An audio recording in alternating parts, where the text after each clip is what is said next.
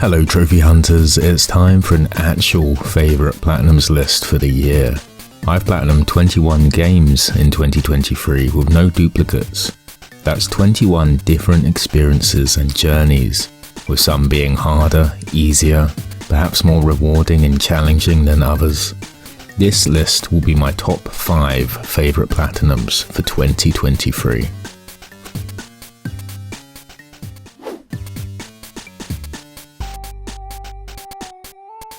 Fallout 76 is an easy game to dunk on. It had a nuclear launch, and not in the quirky Fallout way, more like, oh god, everything's on fire and melting way.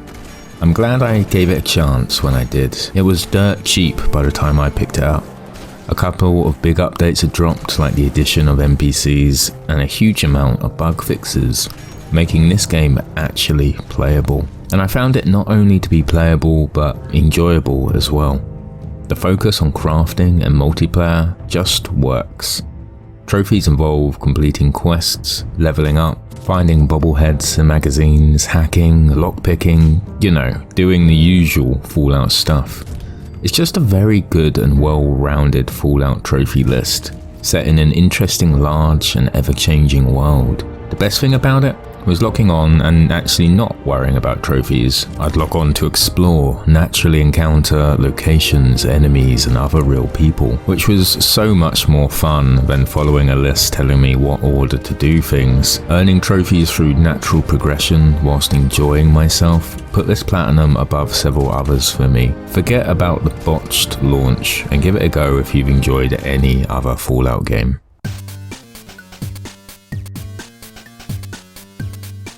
Hell Let Loose is a World War II multiplayer shooter, which I loaded up with a friend without super looking into the list one day. I had read reviews which stated it was a hardcore shooter, more unforgiving than the norm. I played an old PC series called Red Orchestra for years, made by Tripwire Interactive, who now do Killing Floor, and it gave me those vibes from the get-go. Simply put, this is a game that demands teamwork, where armor units, infantry and engineers rely on each other to gain even an inch of ground, along with communicating with the squad leaders and command for any chance of success. It quickly became one of our nightly favourites, and we still affectionately call it Slow Battlefield to this day.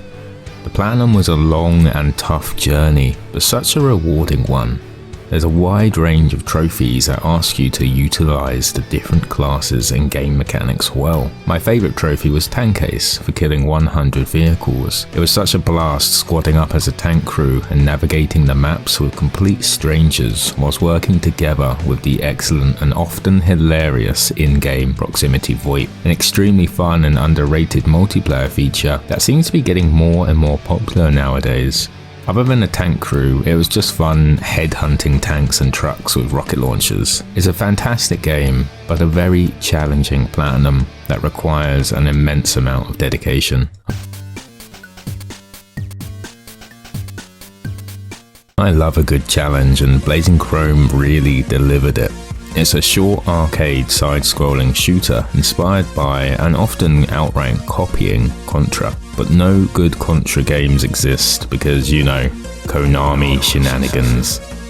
Blazing Chrome refueled my love for this type of game, and trophies made sure I saw every corner of it. Normal runs, speed runs, mirror mode, multiple characters and playstyles, boss rush, and completing it on the hardest difficulty. So many challenging trophies that required practice and implementation of that. I love when I learn a game inside out, and then apply what I've learned to achieve results. It's the same mentality and feeling I get when I learn a new fighting game character, then take them online to test what I've learned against others. This game did that for me as I learned the enemy spawns and the boss patterns, all to overcome the game's hardest difficulty. The feeling of accomplishment I got for platinuming this is nearly unmatched. I really recommend it even with the difficulty in mind. It's not impossible, but it is very, very fun.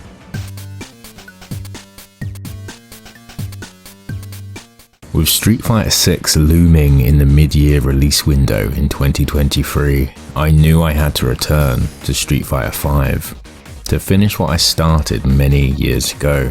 I had only one difficult trophy left, but it's one of the hardest trophies I've ever gone for. To some people, reaching Gold League is pretty standard, a stepping stone to getting to Platinum or beyond. For others, it's a goal on the horizon with no idea how to reach it. My attempts over the years were more like the latter, and more akin to snakes and ladders. Every time I got close to Gold League, I fell down hard with a losing streak, got demoted, and would eventually give up until the next time. Well, March of this year was the last next time. I had to deconstruct everything I thought I knew about Street Fighter V. I learned someone new, practiced all of their matchups and different situations, just kept trying. I fell down plenty of ladders, but always saw improvement. I'm sure some people can achieve Gold League with a fraction of the effort I put in, and that's cool, I really respect that. We're all different with different strengths and weaknesses, but this journey of personally improving my game and finally reaching Gold League was very rewarding to me. Nothing has come close to that feeling of achievement. After so many hours failing, learning and improving, the whole experience just reminded me of why I enjoy fighting games so much and why I enjoy earning trophies.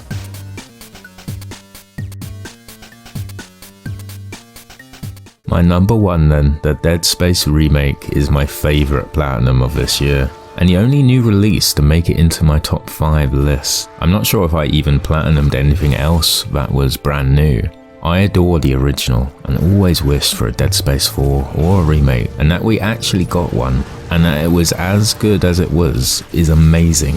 A couple of things make it stand out from the original. Isaac is fully voice acted this time, with Gunnar reprising his role from 2 and 3. The Ishimura is fully explorable, with tram travel allowed between any point in any chapter, along with brand new areas and rooms to explore. The graphics are insane, the sound design is immaculate, but best of all, it all comes together to feel like Dead Space. It feels like exploring with low ammo, your status recharging, you've got low health, and you can hear more necromorphs running around in the vents. It feels like the lights have gone out and something is creeping behind you in the dark. It feels f***ing awesome, and that's why it's my favourite platinum this year. So that's 21 plats this year. There's certainly a few I didn't enjoy that I won't super go into, but they are worth mentioning. Kingdoms of Amalur that I loved on my first PS3 playthrough, I didn't get along with it this time. I'm not even sure why, but I kept dropping it and coming back. It took a lot of effort to focus on the platinum. I don't trust those brothers of St. Odwig's. What are they hiding? Scott Pilgrim's speedrun trophy gave me some trouble, mostly because I misunderstood a requirement, but it meant I had to restart it a couple of times. You need a lot of playthroughs for this platinum, and I feel it kind of outstayed its welcome for me. The game was super enjoyable the first couple of playthroughs, but it lost its charm the more I played it.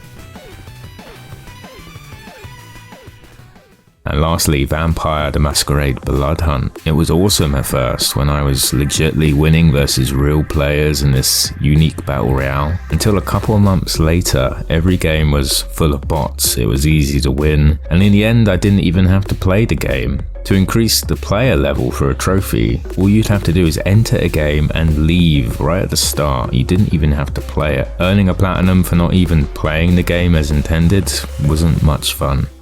Overall, it was a really good year for platinums. 21 is certainly higher than what I usually get. How about you guys let me know what your favourite platinum of the year was? These things are obviously very personal to the person. It would be interesting to know what everyone else's is. I'm playing plenty of games over the holidays, so hopefully we'll hit the new year running with a couple of new platinums to make videos on. Take care until then. Please subscribe if you enjoyed the video. Enjoy the holidays, and I'll catch you in the new year. See ya.